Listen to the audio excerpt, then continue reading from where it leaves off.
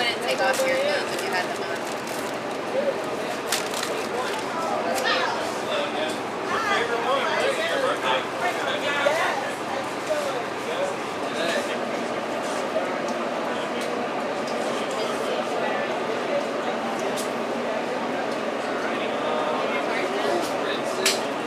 I'm gonna float around and see what's that.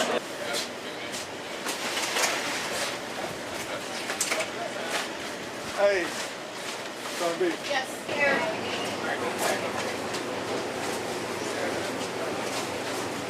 Same bed.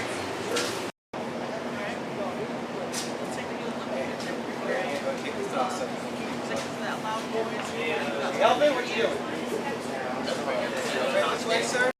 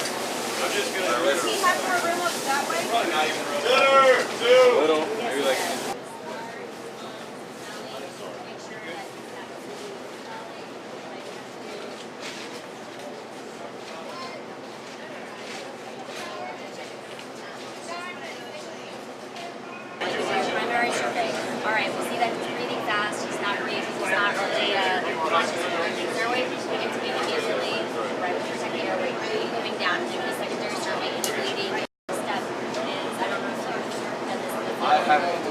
Okay. So, I did it not feel comfortable. yeah, what's his step? So he has to go, he is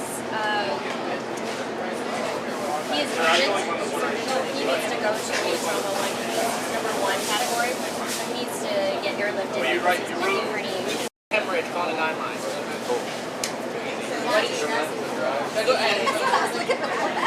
I'm trying to look at my time. I'm still sitting looking at my watch. That was what we needed. That's part of that. But I was like, well, that wasn't fair to you because I knew you were, so I had to. My name is Captain Kareem McCombs. Mike, Charlie, Oscar, Mike, Bravo, Sierra. First name Kareem, Kilo, Alpha, Romeo, Echo, Echo, Mike.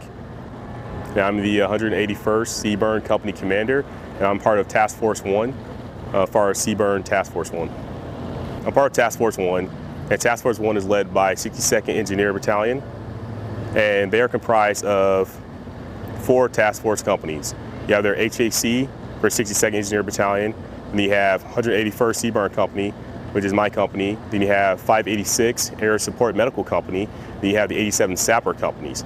Now, all 3 of the companies together, we actually make up the MCD line. That's the mass casualty decontamination line. I'm the OIC for the actual MCD site itself, mass casualty decontamination site.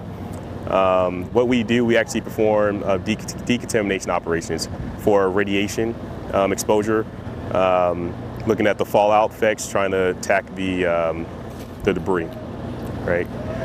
So essentially, me and my team, our objective is to receive the casualties that actually coming from the city of Austin.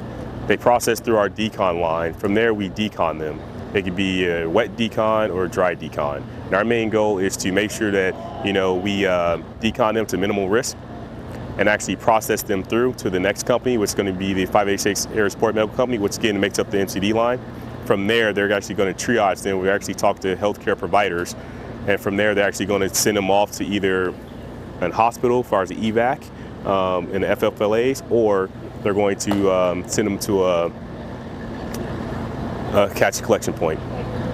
And that is really our main jobs there, is to decon civilians that are actually contaminated. The training here is valuable. It's extremely valuable. It's hard to replicate, real live simulation, real live training. You can simulate things, but nothing comes close to live. For instance, we have real role players that actually, are processing through our decon line. That's giving my soldiers the actual repetition that they actually need. Because things are just a little bit different, from simulation and life.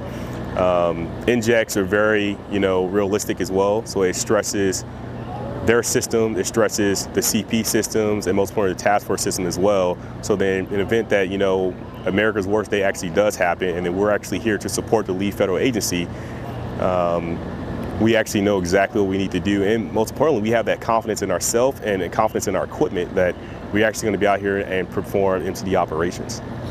We're always learning something every time we do on these exercises.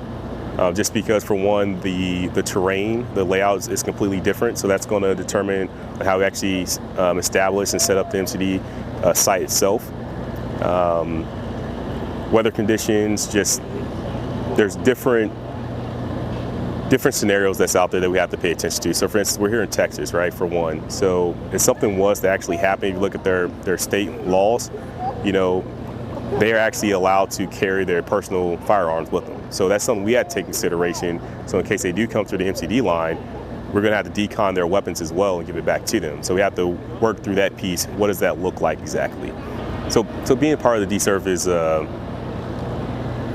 one is it's a great privilege and a great honor.